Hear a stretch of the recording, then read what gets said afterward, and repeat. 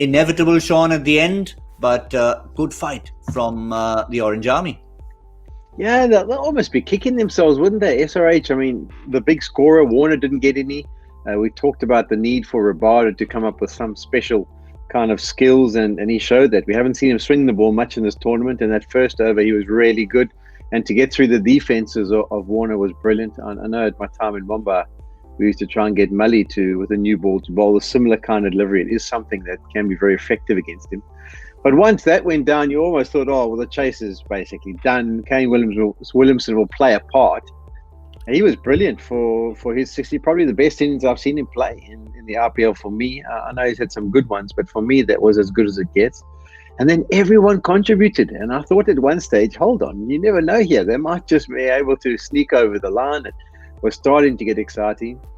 But eventually the scoreboard pressure played its part. And it was always going to be a big ask. We say that at the halftime that they're almost like a 175 team. You know, anything underneath that, you believe they can chase. But once they have to rely on the firepower at the back end, it was always going to be difficult. So Delhi, they picked themselves up off the floor. They've managed to get themselves into the final. Yeah, you could see that the 175 was the kind of total they would get to. That's the kind of total they did get to.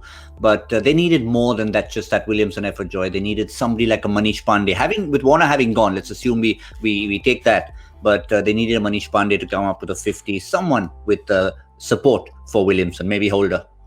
All they needed to do was, in the 16th over, stop the count. Stop the count in the 16th over, and they would have had a chance.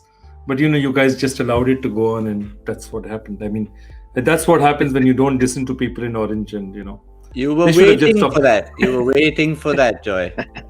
You should have just stopped the count. No, what a brilliant innings by Williamson. And, I mean, just the fact that, we went into the last 3 overs, or the last 4 overs, if you were, not the last 3 daily, the last 4 overs with a definite prospect of a game in hand, just shows you what a brilliant innings Williamson played, and what a great supporting hand Abdul Samad played. I mean, that was, I think, for me, carefully calculated, well judged things. They never allowed the run rate to go above 13, 14. They kept coming back. This 57-run partnership was absolutely brilliant.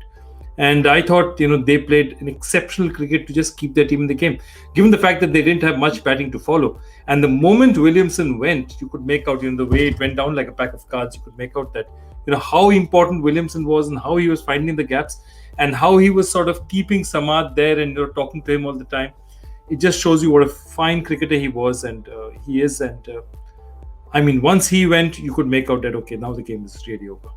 Yeah, Shaun, and one thing that's often said about Kane Williamson, and I heard it today again on commentary, it was probably Pommy who said that, was that Kane Williamson's a smart player.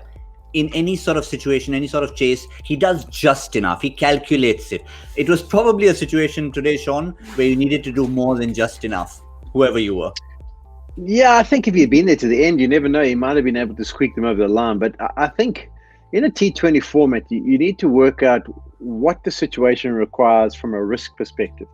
So if you're chasing down, 6 and over, then obviously your risk can go down to 10%.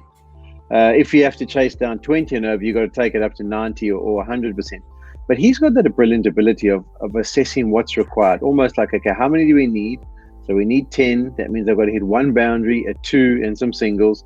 And he goes about doing that. And I think, it's, in many ways, it's also management's kind of dream is a guy who calculates it, understands where he can or can't pick up the boundaries. And almost eliminates the risk as much as can be possible. It's T20 cricket, so there has to be a bit of aggression put in.